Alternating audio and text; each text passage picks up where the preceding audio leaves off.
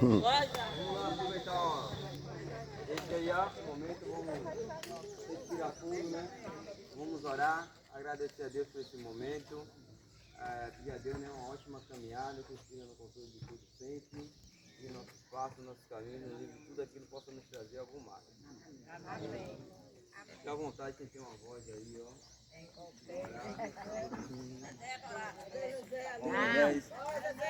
Ó, Luciana, reza aí. Ora aí.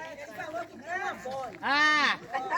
Pai nosso, Deus, santificado seja o